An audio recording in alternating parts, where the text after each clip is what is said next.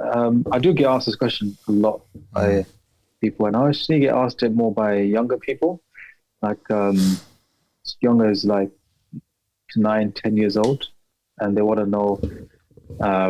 They want actually. I think what they see is someone that supposedly is getting the best of both worlds, and also I think what they see is that it's possible to be faithful and committed to your deen and still have aspirations in the worldly life as well.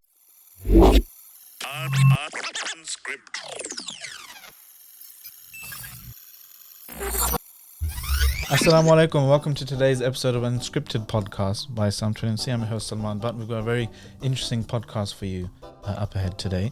I always say that we have a special guest, but today's special guest, mashallah, is someone we've been trying to have organize our schedules for a while. He's a very close author, someone close to Soundcloud. He's a friend of mine, and I consider him a teacher as well. It is Imam Sheikh Asim Khan.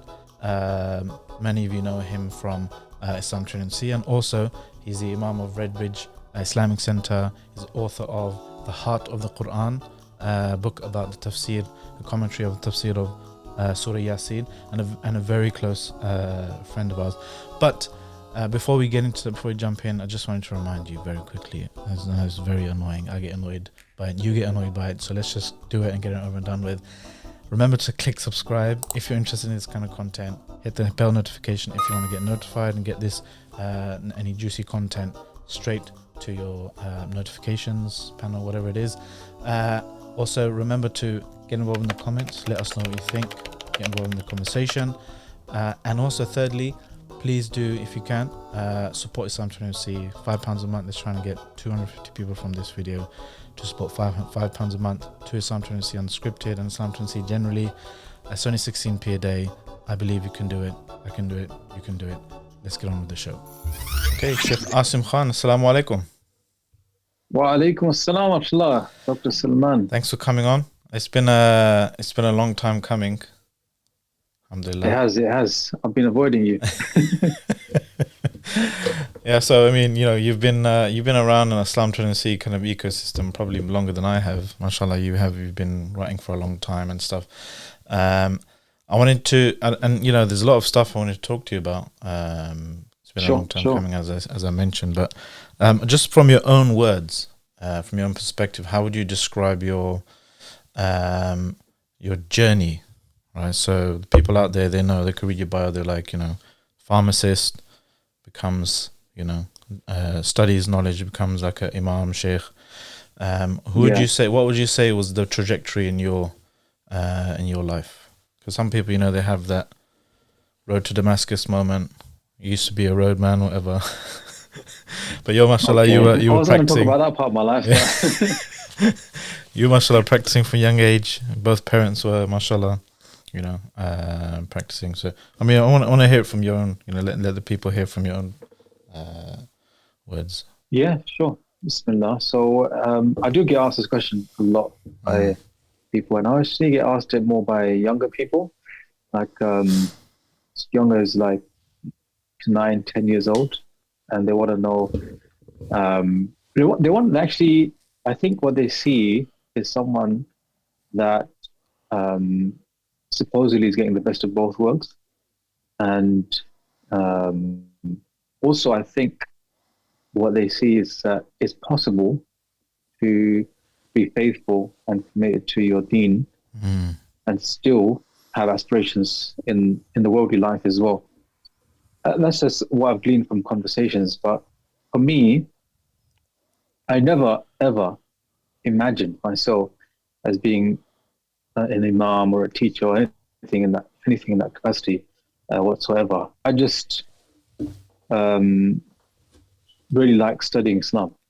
And at the same time, when I began that journey of studying Islam, I was already in university, so I started off quite late. Okay. And so I kind of chose to do pharmacy because I knew that I wanted more from life than just work.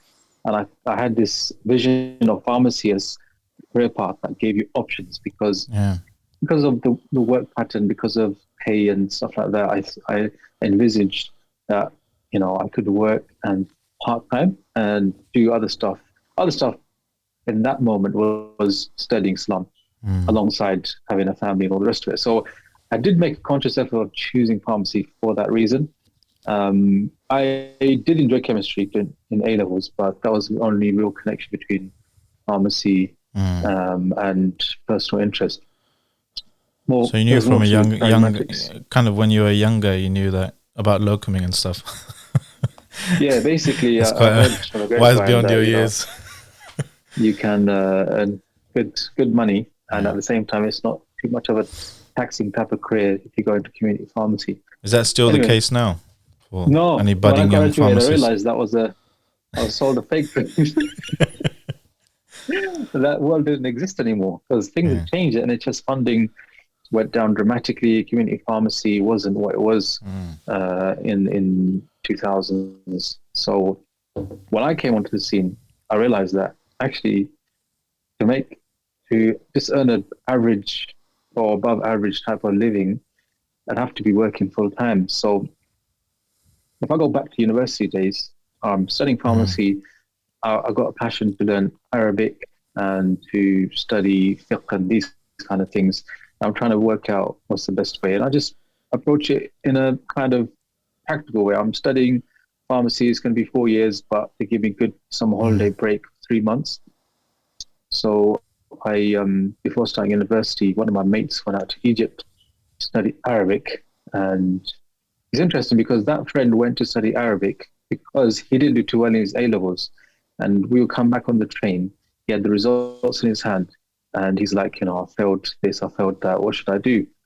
So I said, why don't you go to Egypt? Because apparently when you go there, you can study Arabic within a year and get really good. And then, you know, that could be a year away, come back and maybe do more A-levels to resit them and then, or do something else.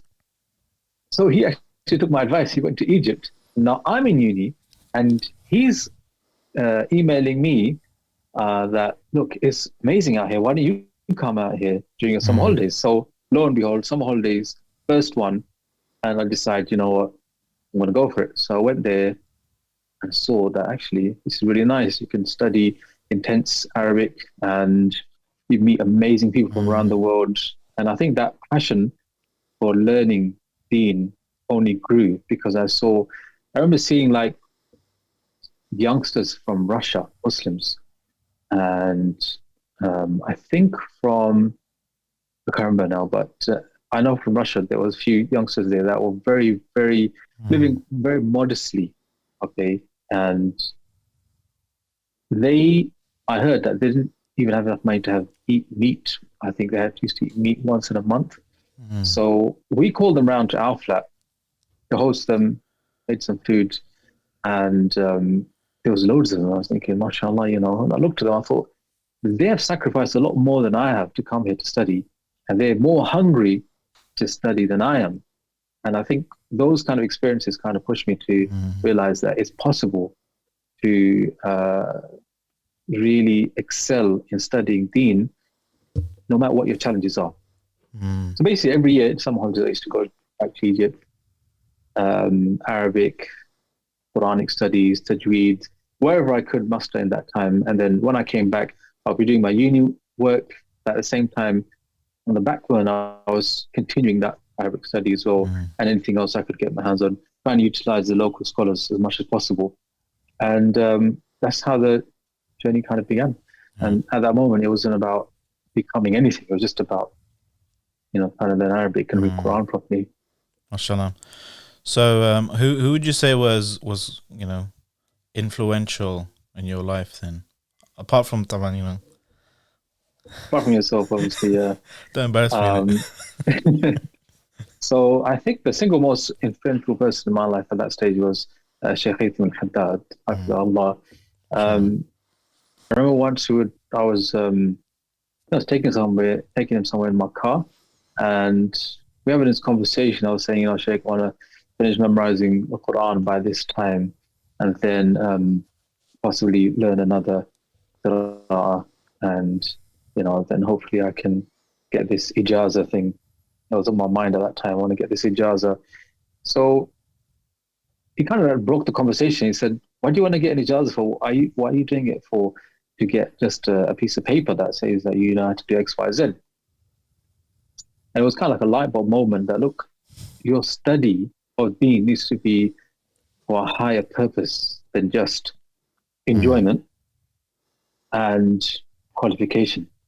It must be for a noble purpose. And I think that is the moment where I started to reevaluate, okay, why am I doing this? Where do I want to take this? How can I benefit myself in the akhirah with this, and maybe even other people in this dunya as well? But it was conversation like that with. So what was the answer? Like Sheikh Haytham. What was the answer that you gave yourself? Did you kind of develop a vision for your own dawah and your activities? I think it slowly developed, and in the beginning stage, you're just like, and I wouldn't mind being a person who helps others read Qur'an or learn certain things about Islam. But it grew to when I realized that, hang on a minute, everyone should be on this journey. Why am I one of the few? Because everyone can do it. If I can do it, a lot of people can do it. They don't realize that. So then it kind of became like, maybe I can be the guy who shows other people that you can do a lot of stuff and still be a graduate, hold down a job, have a family, whatnot. And what kind of position would you have to fire to get that across? And I think that's one of the reasons I want to become an imam, because I knew that if I become an imam, even though I'm doing it part-time, people will know that this person works as a pharmacist and yet he's an imam as well. Questions will arise and people would hopefully start to think, you know what, if that guy can do it, I'm pretty sure I can do it as well.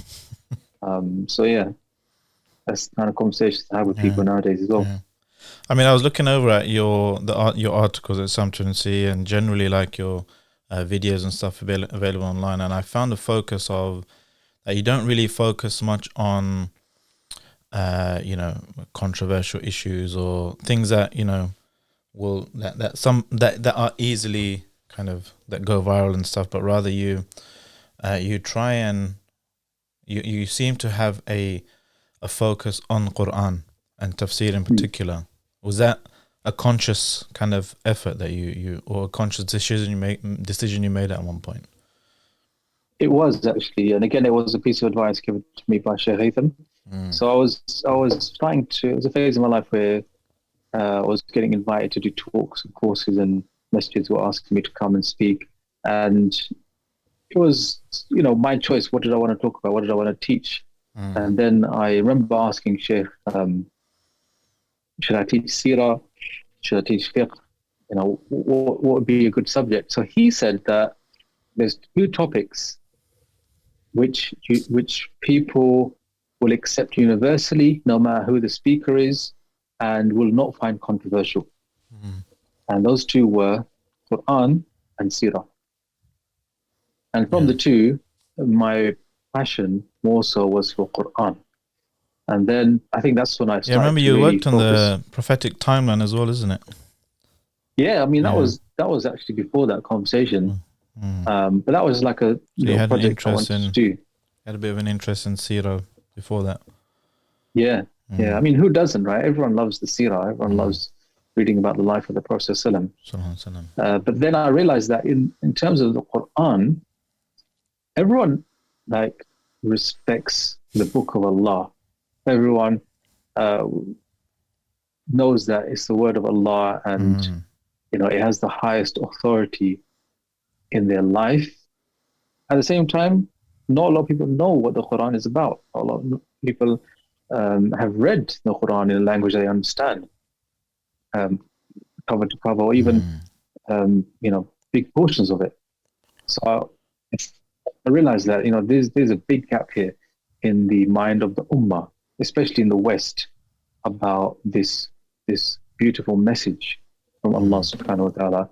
And there were people, I could see that there are people trying to pursue this line and shed a light on the Quran and make it accessible for English speaking audience and the young and the youth as well. And I felt like I should be part of that movement as well.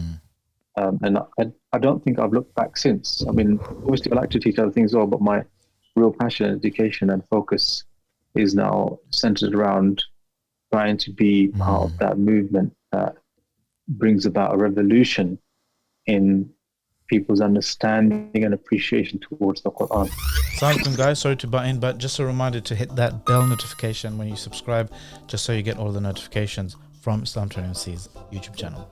I had something Naman Ali Khan say, very interesting thing about, he was talking about his history as well, and he was saying that a lot of people back in the day used to refer to the Qur'an obviously in their lectures, in their books and stuff.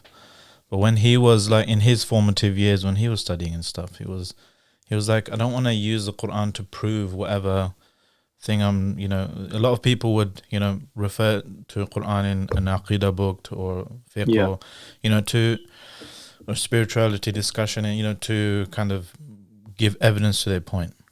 But he was like, I was more interested in what's Surah A'raf saying?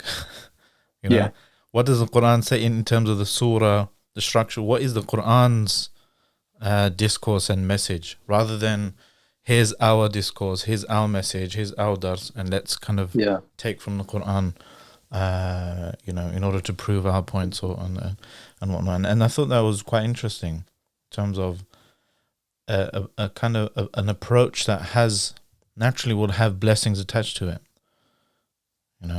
Looking at the Qur'an. I think I agree, and I think that people, some of us are so stuck in that mentality where, again, the Qur'an is used to prove certain ideas and back up arguments because of the fact that that's how it's usually presented in a lot of literature.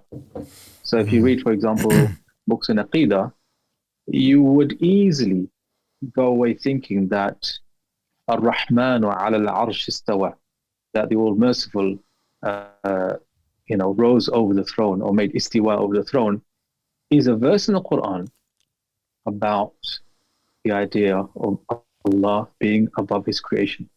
When in reality, those verses are meant to glorify Allah and to instill a sense of awe in the heart of the reader about who Allah is. So if you read it in the Qur'an, in the context in which it's presented, you would go away with a completely different understanding to reading that verse as it's presented in books of Aqidah. Now, they have their reason for presenting it like that, but when you as a Muslim only interact with verses when they're part of a discourse that sometimes is taking the verse out of its context, though still relevant, you become very disconnected to the actual intended meanings of those verses.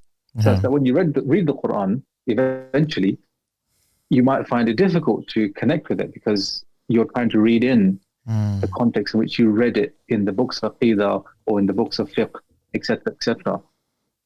So I think there's layers to this problem. The thing with it, one of the many special things about the Qur'an is it encompasses a kind of skill as well as just reading and understanding and research. The act of recitation, it enlists your physical body, requires you to repeat and work hard at pronunciation and qira'ah, and even beautifying your voice and stuff. And I found that really really interesting, that it's often an entry point for many people who want to become practicing, quote unquote, come close to Islam, that they just begin to listen to and enjoy Qur'an. And I remember when I started practicing Islam a bit, that was at the same time as like iQur'an, the iPhone came out a few years before that, and I found this this iQur'an, you can list all these recitals, and I just used to listen to it and enjoy just even before I understood what the meaning was, just enjoying the qira'ah and stuff. Who are the kind of I got a little test for you actually. I was recording a bit of, in terms of reciters. Yeah. Who are the people that you like to listen to and enjoy? I mean, I grew up listening to Sheikh Qur'an and Sheikh Sudais. I think those were the two reciters in the beginning. And then because I went to Egypt and I started to get, a taste for the classical Egyptian Qur'an, Basit and Minshawi and Husari. Yeah. And then I think I kind of settled on Sheikh Mishar Rashid for a long time. But now I prefer to go back to Egyptian style. Yeah. I've got a little test here. I'm gonna play a bit of a basmala from a few, and I'll see if you can how soon you can get it. Yeah.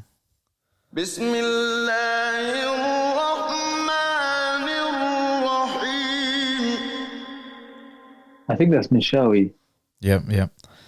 I've done the similar tests to different. I did it to Sheikh Muhammad Yahya.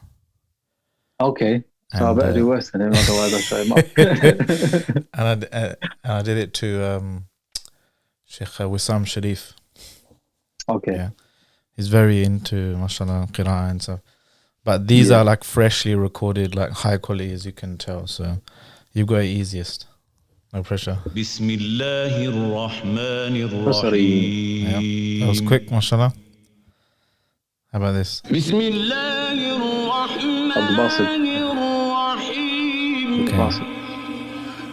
Good. We'll do a little thing on screen, the milliseconds it takes you to. All right, last one. It's a bit of a trick one. Bismillahirrahmanirrahim. Yep. That's the 4. Mashallah, I think you got it right.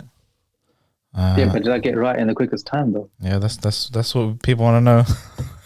This is going to be done, but this is going to be revealed by the magic of show business, right? Okay. In post production and stuff. But going back to your question, your point about how people's first interaction with the Qur'an is usually trying to learn how to recite the Qur'an and learn the tajweed of the Qur'an. I think that anyone out there who has a passion for reading Qur'an and studying Qur'an, they should use this knowledge to help people, because you find that you cross paths with people that they're not very religiously inclined or committed, but they would be happy to do a course in learning how to read Qur'an.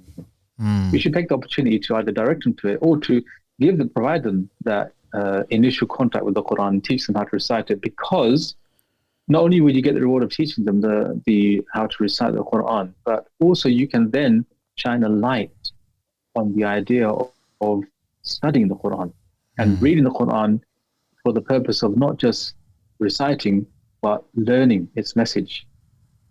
And that transition is a transition we want everyone to go through. And that's what we call for.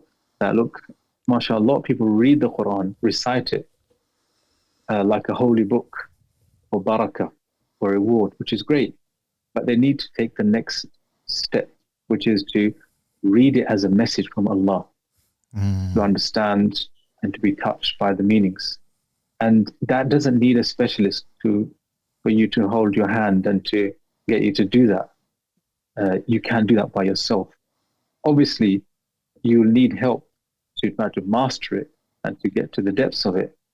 But I'm telling you, when you take that step and you uncover this treasure, you will be driven to find someone to help you to explore those meanings. So it's literally, when you just like the blue pill and the red pill, you take that pill, that's it, there's no turning back. You're just going to go down this path, and this path is just the best way to live your life. What do you think some of the talking about the kind of just the ease with which everything's available now, and I'm just thinking back to the whole Qur'an stuff that I mentioned. It's so. Do you think? I think Sheikh Ashraf once, I was chatting to him. He was like really passionate. He was saying we're living in the golden age of the Qur'an. Like where you might think this is when the golden age of the Qur'an was in the past, when the maybe the schools of thought or the early days and whatnot. But back then it was very difficult for the average person to find a copy of the Qur'an. You had to go somewhere to the Qur'an of the town or the Qari of the town and learn it. And obviously there's so much benefit and barakah in that, the difficulty, the physical effort you go to, and you hold it dear to your heart. But in terms of the actual Qur'an being available, it's probably and the number of tafseers and full recitations of the Qur'an available. I just for this thing we've been doing on Instagram, this daily du'as thing. Don't know if you've seen it. Just like a du'a from the Qur'an and the Sunnah every day on Instagram Reels. Just been like looking at.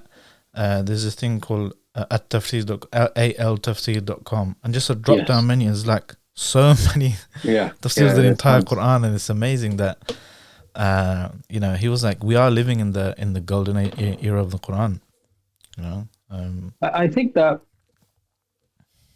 Sorry, I just realized that my video was my camera was off all this time, so you were just staring into you didn't have the barakah of the blessing of looking at my face while I was talking. I know. Can I go back to that, please? No, I'm just kidding. So I think that the access to Qur'an and Quranic literature is definitely a lot greater today than it has probably ever been before. But information overload sometimes is a bad thing as well, because it's like a type of delusion. I've got a bookshelf full of amazing works, and it's right there. Literally, I could just reach up and take it, but I never pick one up.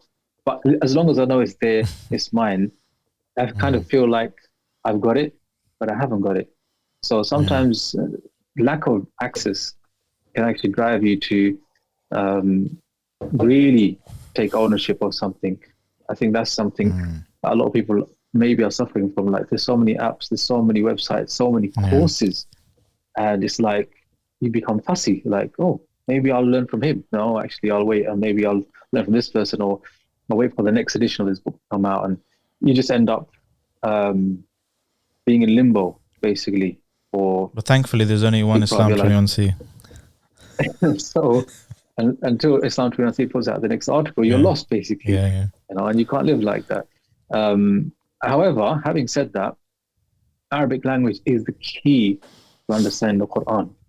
So from that perspective, things are looking quite positive as well, because the desire for, non-Arab Muslims to learn Arabic is, from my experience anyway, only increasing.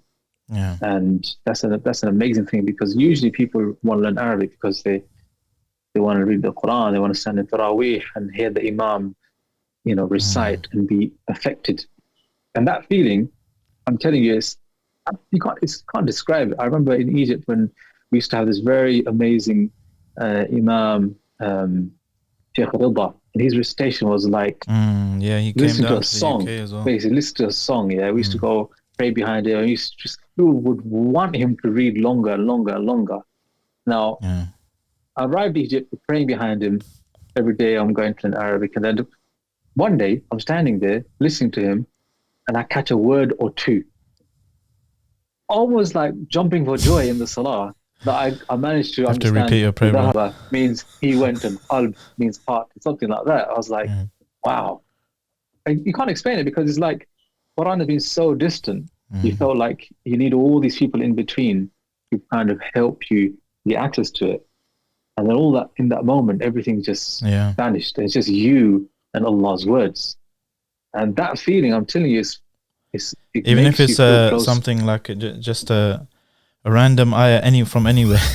Welcome, guys. What do you think of the conversation so far? Agree, disagree? Have any reflections, comments? Let us know in the comments section below and be part of the conversation.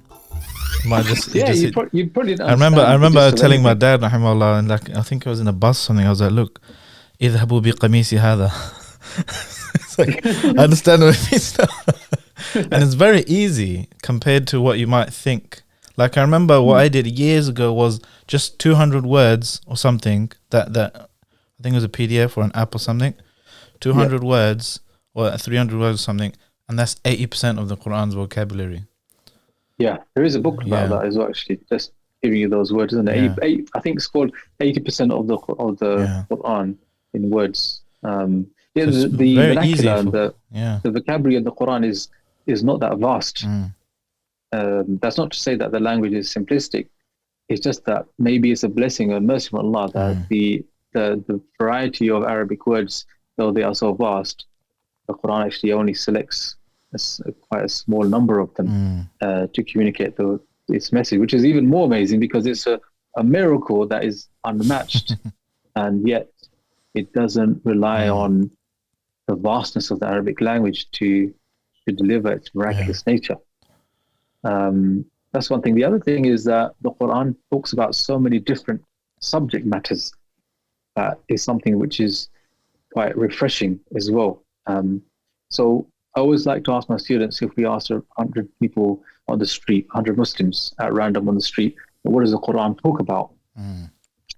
What would they say? What would be the top three things that they say? So let me ask you this question. So if you were to survey 100 Muslims at random on the street, what do you think the three topics? If you ask 100 people, not if you ask me, but if you ask 100 people, random people, Muslims, they'll probably say do's and don'ts. Yep. Even though I know technically that is incorrect, I think, in terms of like the majority of Qur'an, but they'll say do's and don'ts. They might say stories of the past. Yep. And fire and brimstone. Yeah, 100%. So this is common, and I think a lot of people do have this very distant understanding of the Qur'an, speaking about the big things, and the big things are, speaking about heaven and hell, speaking about ahkam rulings.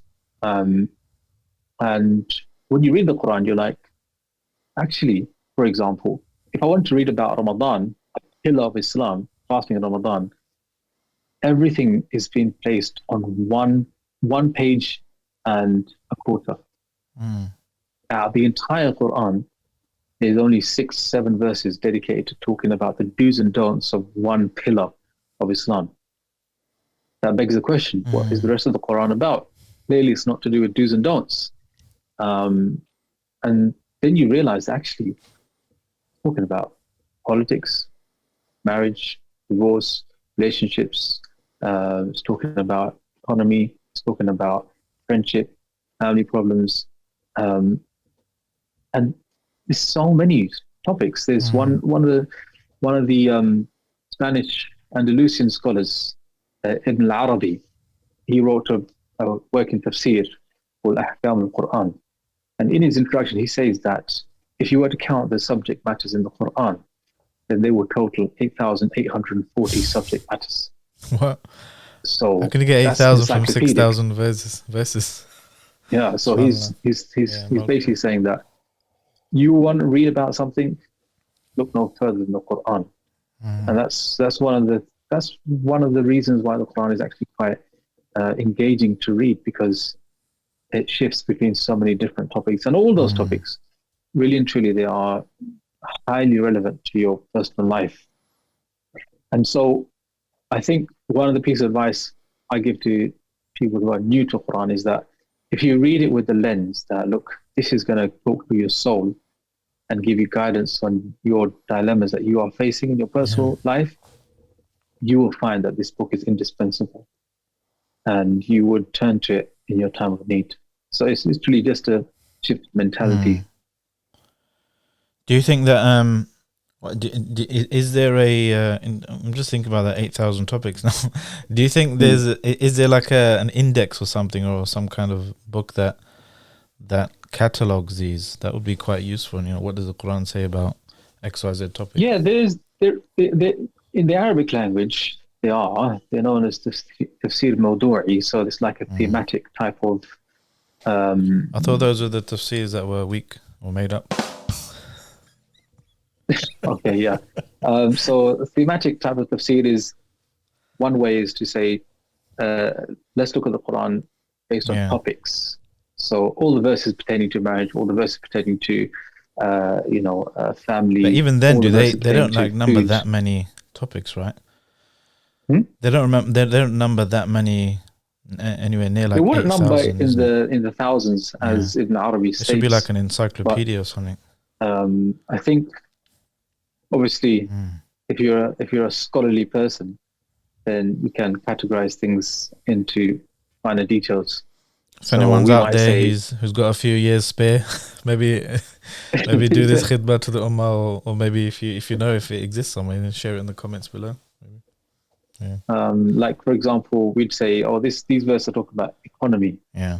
Somebody else would come along and say, no, actually, this is macro, this is micro, this is, all the different subcategories of Yeah. looking at that subject matter. So I think, no doubt about it, there's something amazing in the Quran in its diversity. Yeah. And this is actually, I think the verse in Surah Al-Kahf, وَلَقَدْ صَرَّفْنَا فِي هَذَا الْقُرْآنِ مِنْ كُلِّ مَثَلٍ, that we have diversified in this Quran with all types of mathal. And the word mathal can be translated as example, but also can be translated as styles.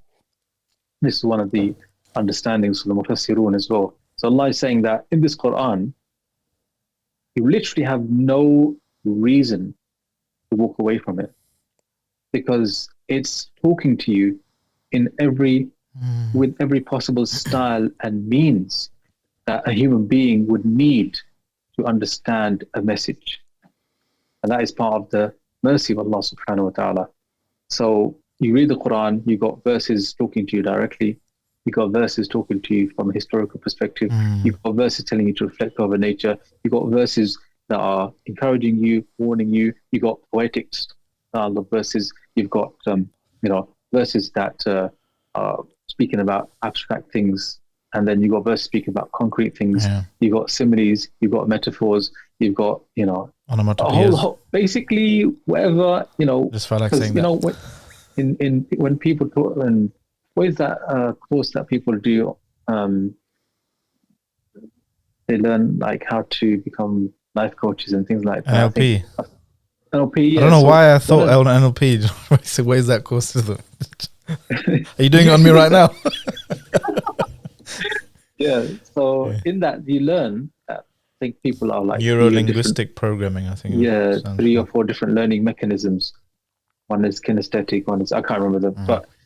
And I was thinking, wow, so in a way, the Quran is like talking to people on their level. And, some people on this level, some people on that level.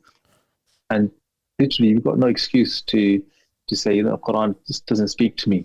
In reality, there's something there for everyone. I remember when a lot of people used to say, maybe a cliche that, if you know Arabic, then, as soon as you hear Qur'an or you're in your next Taraweeh, your heart will be flying out of your chest and stuff. It's important to give people a realistic expectation as well that, you have to pay attention. You have to be in the right frame of mind to receive some guidance as well. And sometimes you hear the same ayah. It's subhanAllah, it will just go through one ear and out the other, but you might be another frame of mind another time, and it will just start to shake you. And I've always thought, what is the difference between that? Like, I don't know, obviously an internal person, like maybe, if your friend died and then you hear something about death or something, then obviously that's that makes sense. But generally something like, I just remember like sometimes an ayah will just keep ringing in your head, and it will be, you're thinking about it all the time. And like I remember just in Salah once, وَقَدْ خَابَ مَنْ حَمَلَ ظُلْمًا. This ayah, I thought that like hit me. I don't know why, but sometimes like something very simple, from material sense, it will just shake you up. But sometimes sometimes you can't really put your finger. You can't really put your finger on why. I think that your spiritual state affects the power of which you would experience the Quran. If you're distant from Allah and you're not really maybe praying your salah on time, and and then you hear the Qur'an, if Allah wills, you'll be impacted. But usually in that scenario, in one ear out the other ear. But another day, you're on top of your prayers, being close to Allah, maybe you give some sadaqah, you listen to the same verse and you feel like it's penetrated your heart. I think that's one thing. The other thing is that, what you're going through in your life may resonate with what you read as well. So, for example, Sayyid Qutb rahimahullah, when he wrote the tafsir of Surah Yusuf, he wrote it, I think, after or during his time in prison. And he said that, kind of thoughts that come to my mind in terms of reflections about this surah, I've never had before. And I can only put it down to the fact that I am in prison and about to come across the verses about how Yusuf alayhi salam was once upon a time in prison as well. But here's the crazy thing. When I was in Egypt, I remember taxi drivers, Christian taxi drivers, Coptic Christians, they would play the Qur'an, okay? And in the beginning, I thought they were doing it because, the Muslim guy sat in my car, so for his benefit. But even then, I was thinking, why would they even have Qur'an in their car? Until one day, I got in a taxi, and the guy had it on before I got into the car. And they have the tattoo of the cross on their hand, usually on the inside, sometimes on the back of their hand. So I said to him, you listen to the Qur'an. How come you listen to the Qur'an? You're a Christian. So he said in the slang that, I just love to listen to it. And I said, do you love to listen to it even though it's condemning you sometimes? He just smiled at me because I love to listen to it. And I was like, I don't listen to those parts. What kind of randomness is this? Marvel at the fact that he loves the Qur'an. At the same time, the Qur'an is telling you go to the hellfire. And I was thinking, how do you put this together? Anyway, so my point of relating that is to say that, look, if you listen to the Qur'an with a particular mindset of being a slave, blessed to hear the words of your master, you will be affected, even if you don't understand what's being said. So our mothers, many of our mothers don't know Arabic, will never learn Arabic, but yet they can cry when reading the Qur'an, and that they don't understand, and you know Arabic, and your heart is hard. So it's not only about what you know, it is about your frame of mind, and that is the most important thing. You read it, some people read the Qur'an like a critic, that Orientalists and people that don't like Islam, they read the verses maybe more than we read the verses. And they study the verses maybe more than we study, but because they've come to the Qur'an like a critic, Allah doesn't give them anything from it except more misguidance. But if you came to the Qur'an like a beggar, you would leave with a treasure. And if you feel like that, you would see that what you get from the Qur'an, maybe somebody who studied their whole life Arabic and Quranic studies would not be affected as much as you. So that doesn't, however, take away from the fact that we all must plan to learn Arabic, so we can study the Qur'an. But there's just so much we can say about the Qur'an. I'm really interested in kind of focusing on or reminding myself, and whenever I have a conversation with people about the Qur'an, that don't forget that this was originally the original audience is an audience hearing it. This is an audible miracle, and focus on that. How the ayat sound like, the rhyming, when the rhyming changes, something maybe changes. You need to put attention to the subject, the length of the ayat, the rhythm sometimes as well. It's really interesting when you think about that.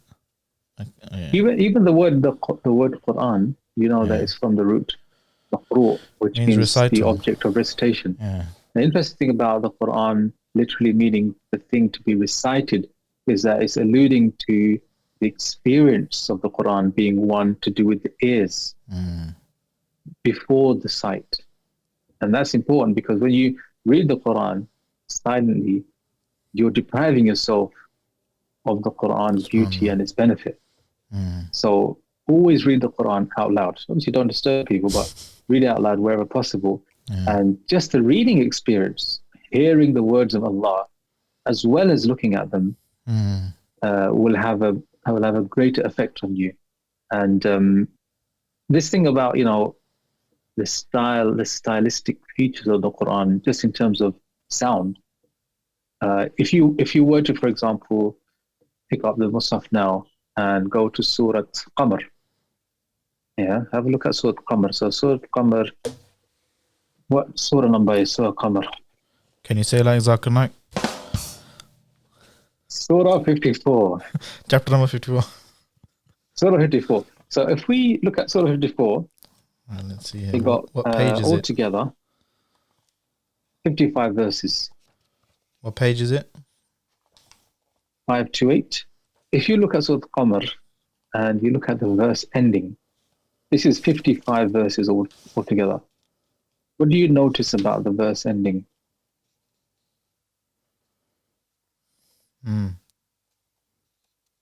They often end with a ra. Not often. Always. I never noticed that, subhanAllah. Every single verse ends with a ra. There's 55 verses there. How is it possible that you could construct a passage of writing and end with the one letter every single time? And yet, this is really the majestic feature of the Quran. It doesn't immediately become apparent to the reader. Even though if you did it in English, it will become very clear. Hang on a minute, this guy is trying to finish every sentence with, a P or a B. That's weird, or maybe it sounds good, but still. And then in order to keep that pattern, you'd have to sacrifice meaning, because you wouldn't be able to squeeze in meaning and rhyme at the same time. But in the Quran, it's the opposite. The stylistic features there, so subtle, and yet become so obvious when you're told about it, and yet the meaning is not shifted or tainted in order to uphold that stylistic feature. So every single verse ends with a ra. I'll just read a few. أعوذ بالله من الشيطان الرجيم بسم الله الرحمن الرحيم اقتربت الساعة وانشق القمر وإن يروا آية يعرضوا ويقولوا سحر مستمر وكذبوا واتبعوا أهواءهم وكل أمر مستقر. So now when you're reading, you're like, there, see, the ra every single time. But until this day, you probably never noticed it. Like I noticed about like Surah Maryam often ends with a alif. Yeah, Surah Maryam is like that. Surah Taha is like that as well. Yeah. So what's interesting is that some surahs, it seems like every verse is going to end this way, but then one or two seem to jump out of the pattern. So there's scholars out there, they actually look at why this verse is being exempt from the pattern. Yeah. Is something about this verse? What is the mystery behind it? So people then try to study as to why this verse doesn't end in this particular way, in spite of the fact that every other verse does. Yeah, subhanAllah. And it's interesting that Allah subhanahu wa ta'ala says, وَقَالَ الَّذِينَ كَفَرُوا لَا تَسْمَعُوا لِهَذَا الْقُرْآنِ وَالْغَوْا فِيهِ لَعَلَّكُمْ تَغْلِبُونَ. Make noise, don't listen to it. Make noise during it, during its recitation, so that you'll be successful. The disbelievers say. So there's something that, and that's why they used to say, they've bewitched our sons, and the sihr and magic, and it's from they still ascribed it to a supernatural source. They just said it's devils and so forth. Yeah, that's true. Yeah, I mean the best explanation they could come up with was one that still veers towards the supernatural. Yeah, it's just crazy, isn't it? And the thing is, the Qur'an, إِنَّهُ لَقُرْآنٌ وَذِكْرٌ مُبِينٌ. It describes itself as being a very clear book, and something which is mubin is not only clear but has the power to clarify that which is confusing as well. So they're trying to explain away a book that is very clear in what it's saying and not easy to get confused. So they were jostling with so many different explanations, poet, madman, and magician, or all the rest of it. But they at the same time understood what the Quran is talking about. Kind of sorry for the dilemma. Bichare. So why don't we read it enough? What are why do some people not read the Qur'an enough? I don't think I read it enough, but is this something you've been thinking about? I have. I think there's a long-standing issue, a few long-standing issues that need to be addressed because they are basically becoming like obstacles to people connecting with the Book of Allah as intended. So there is an argument that, you know, ordinary people like ourselves shouldn't really delve into the Quran and its meanings, and, you know, trying to study the Quran independently at home, for example, as families or whatever, because of the fact that the Quran's knowledge is so sensitive and delicate that only those with specialist knowledge can access it. And therefore, anyone who's attempts to do such a thing could be seen as doing something which is, outrageous, something which is sacrilegious, something which is basically wrong if you've been doing it. I've come across a lot of people that actually, in the back of their mind, have grown up thinking that it's okay to, you know, read hadith by myself, try to reflect and ponder over it as much as possible. I can't do it with the Quran. Quran is a special knowledge. I need to go to the imam or the maulana in order to access the Quran. That already sets a barrier for many people. Having said that, no doubt about it, if you want to study the Quran, you need to study it with the help and support of those who are learned. But you're reading it in the hope of understanding it yourself is not diminished by this factor. You know, and we do this in life with so many things. Like, you have an interest in a hobby or some kind of science or whatever, you would try to read and understand as much as possible, knowing that there's limits to how far you can get. In order to get to the next level, you're going to need the help of a specialist. But then all of a sudden, we develop this kind of dichotomy, weird type of way of looking at the Quran that actually, no, it's a knowledge that is not accessible to the ordinary. So I think that's one issue. The other issue, I think, is that a lot of people, they haven't been educated as to what they will find in the Quran. And so they go away thinking that it's about the rules and regulations, and in a way, if I read it, I become liable because I'm going to read about 100 things I've got to do that I'm not doing, and that's going to be a bummer. So let me just leave it altogether. And again, that's false information, because that's not what the majority of the Quran is not about do's and don'ts. In fact, the first command in the Quran comes after three pages. So 3 pages into the Quran, and you get your first command. And the first command is one that no Muslim would dispute or claim to be ignorant of. It's Ya ayyuhan nas u'budu rabbakum. People, humanity, worship your master, the one who created you. That is the first command. That is the first do.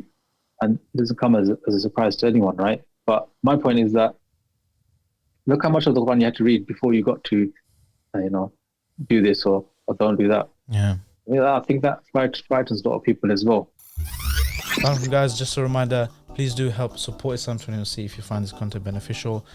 You can support us by clicking subscribe, hitting like on this video, sharing it with your friends and family if you benefit from it, if you think they'll benefit from it as well, inshallah, and also donating £5 a month by clicking here. Yeah. Jazakallah khair. So in terms of your activities with the Quran, I noticed that you had a book, your book, mashallah, Surah Yasin. We had a long-standing series. So I'm trying to see how many articles was it? How many episodes was it? I think it was more than 11. Yeah, somewhere. I think it was like 20s. I think. Was it? Yeah, I think. Oh wow, okay. Yeah, should I check it now? 38. Wow, 38 articles, bro. Mashallah. Oh wow. 39 is actually 39. I'm looking at part 39, which is the last one. Okay. Mashallah. So see, when was the last time you wrote? Wait, what was the last article you? That was 2016. Don't expose me. I want to So let me expose tell you you. about the I want to journey for expose that you book. if you resolve to send me a few juicy articles soon, inshallah. No problem, inshallah. Consider it done. 2022, inshallah. Looking bright. Okay, let me tell you about the journey of that book, because those articles, you say 39. 39, yeah. So Mashallah. those, basically what happened is that many, many years ago, I got a call from some brothers up north and saying that, look, they wanted to study something, maybe Quran related. And when they told me that that's what they wanted to do, my instinct was to consider one of my teachers. So one of my teachers, I said, look, these brothers, they want to study something. They say there's no one there who can teach them. So I don't mind doing it online. Would you consider it? And one of my teachers turned around and said, look, why don't you do it? I was like, me? He goes, yeah, you do it. And okay, let's give it a go. And we started doing Surah Yasin. This was, I think, 2014. Yeah, 2014. So I said, okay, why don't we study Surah Yasin? We studied Surah Yasin every Sunday, 7 o'clock in the morning, for an hour and a half. What was it? Yeah, 7:30 to 9 o'clock for just under 2 years. So over 2 years, every week we studied Surah Yasin, and we went through that. And there was a lot of students that were making notes. We gathered our notes together. Then they said, look, we should try to make it into a book. And I was like, listen, just calm down. No, I'm not writing a book, anything like that. So they're like, no, we should do something. I was like, okay, maybe we can make it into articles. So what happened is that they gave me all the notes. I started to teach Surah Yasin now as an imam in my local mosque. And I was doing more research and putting stuff together. I thought, okay, now we put all this together. I had loads of notes now, going into, I think, about 120,000 words document. And then one of the students from the first class said, look, send me those notes, and I'll work with another student. We'll try to sort them out, maybe make them into articles. I was like, okay, fair enough, let's do this. So they put them together, we produced articles, and then we had these 39 articles. When it got to that stage, again, Jazakallah khair to the student, he came back and said, look, now you must make it into a book. It's practically there already, 39 articles. I was like, I don't know. So I started dithering. I didn't see myself as a writer or anything like that. I put it in the back burner. Then, no word of a lie, this brother, okay, he met me at a meeting, and he said, I've got something for you. Brown box. He said, open it up. Open it up. And there's a book inside. And it's bound, and it's got front cover, and the front cover says, Tafsir Surah Yasin by Asim Khan. I said, what's this? He goes, this is your book. I was like, what is this book? I've written a book. He goes, look, open it. And I opened it, and the brother had compiled those 39 articles, added a bit here and there, and got it printed and bound. And he showed me. And when I held it in my hand, I was like, wow, okay. So you're like, it's possible to write a book. It is possible to write a book. Okay, so I started thinking about it. Then I thought, okay, maybe I should definitely do this now, because this can't really get any clearer sign than that. And plus, can't really deflate the brother as well after everything is done. So started this project, writing the book, ended up rewriting the whole thing from scratch. Really? Then I thought about images and illustrations. Yeah, I'd rewrite the whole thing from scratch, because I didn't feel it was worthy of being in book form as it was. And it was an incredible journey. It took about a year and a half. And by the time I finished, I was now in a position to look for publishers, and I didn't know where to start. I never published a book before, asked a few people. And then I got given a contact by someone who was one of the founders of Cube Publication, an uncle from Mauritius. And he had left the company, but he was still like a freelancer type of thing. He used to be given manuscripts, he used to read them, and then if he felt that they were good, he'd pass them on to the director of the publishing house, and then they would publish them. Anyway, so I got through this uncle, and what I did is that I produced the first chapter of the book with all the graphics and all the illustrations, so it looked like it would do when it's ready for print. I didn't do the whole book. I just done the first chapter like that. So I gave him the first chapter. Didn't hear anything for 2 weeks. I thought, okay, maybe I should just let go of this now, because it had been a long time and I really tried hard to get to this level. So after 2 weeks, he phoned me out of the blue and he said, look, I'm sitting in my car. My daughter's reading your book and we both think that this is something quite substantial and you've clearly done a lot of work. I'm going to have to, because it's Qur'an, I'm going to have to give this to the professor of Quranic studies in this university.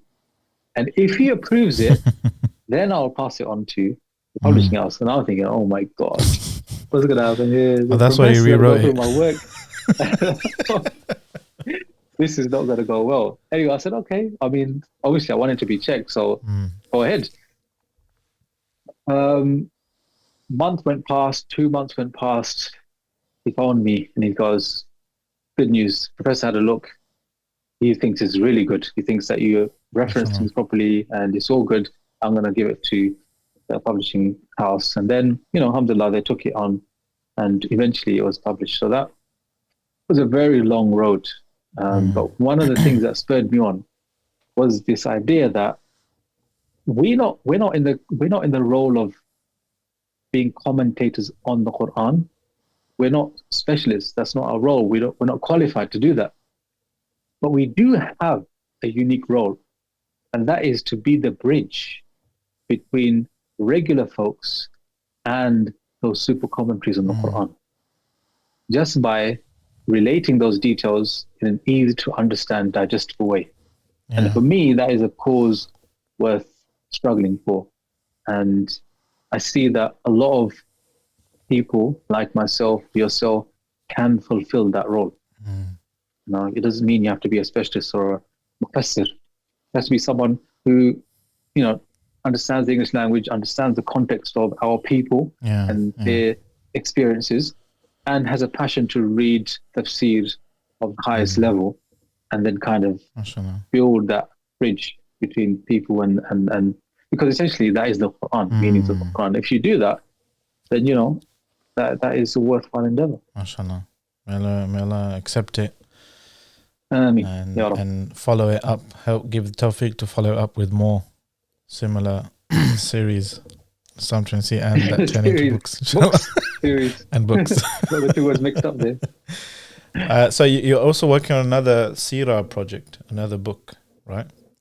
There's a new project called the Simple Sirah Project. I think I caught the writer's bug now, man, because I produced a second book on Tafsir of Surah Al-Mulk. That's being going through its final edit now, so that should be in bookstores hopefully after Ramadan, inshallah.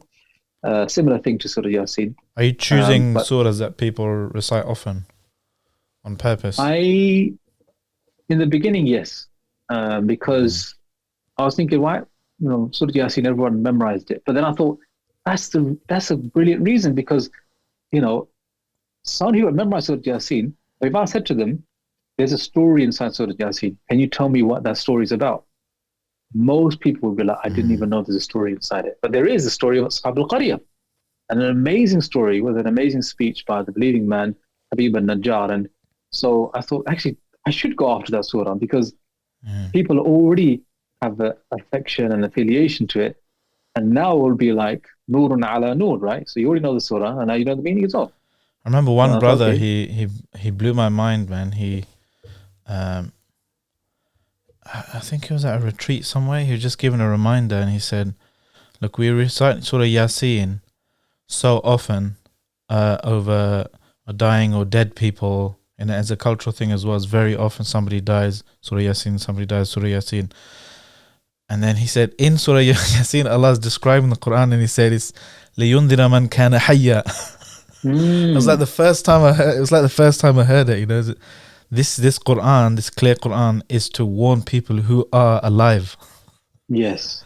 And subhanAllah, what a qadr of Allah that this is always recited over dying or dead people very often. And within that same surah, we're saying this, subhanAllah. It's ironic, isn't it?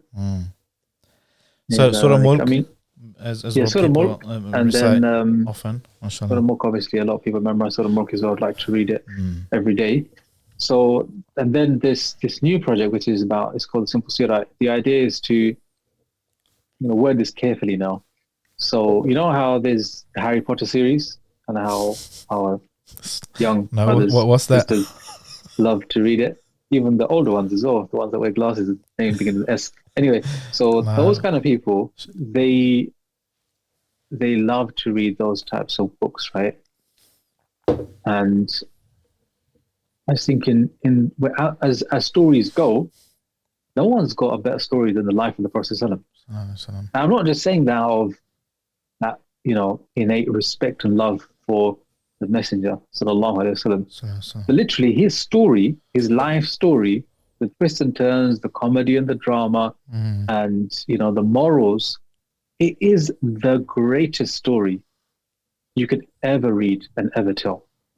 You literally don't have to. You really don't have to like spice it up or dramatize it much. Especially if you add so many interesting ahadith that show the daily kind of routines and things that happened here and there in the life of the Prophet ﷺ. Interesting things where. I realize that there is a gap here. That look, the reason why a lot of people only read Sirah is when they're kind of like reach adulthood, maybe university age or later even, is because there's nothing in the language of the youth as Sirah literature goes. There's some research found out there isn't actually. Maybe for young kids, 10 years and below, there is, but that critical years of forming your worldview and your values and trying to build your identity, the input of the Sirah isn't there.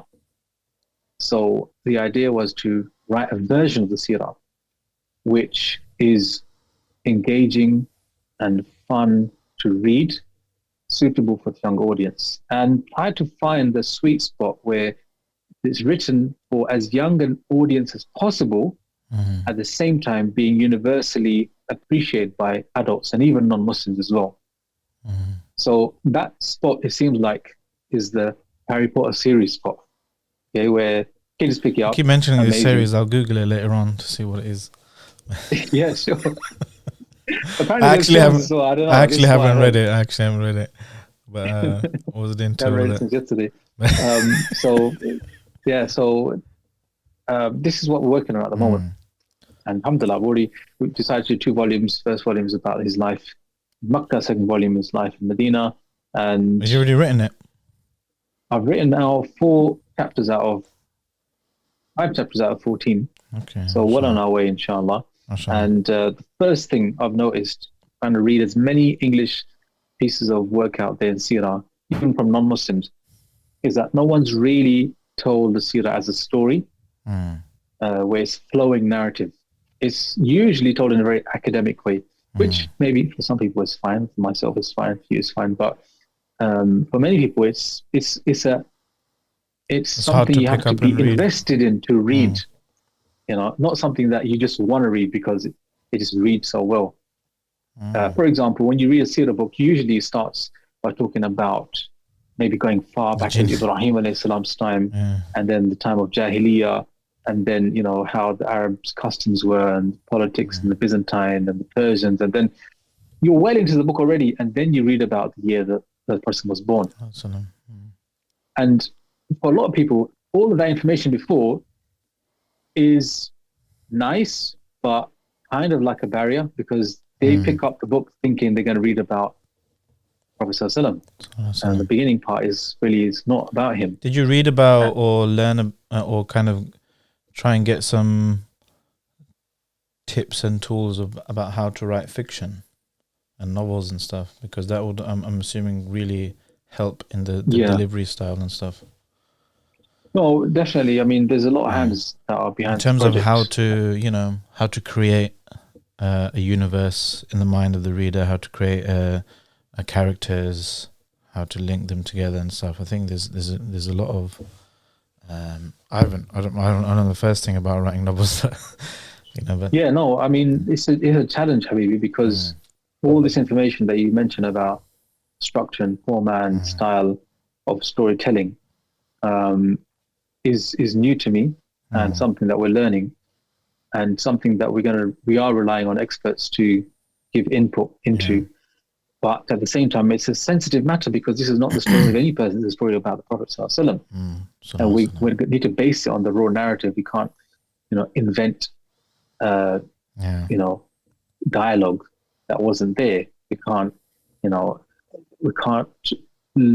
lead the reader to believe the Prophet ﷺ said or thought things that are clearly not mentioned in the sources of the Sirah.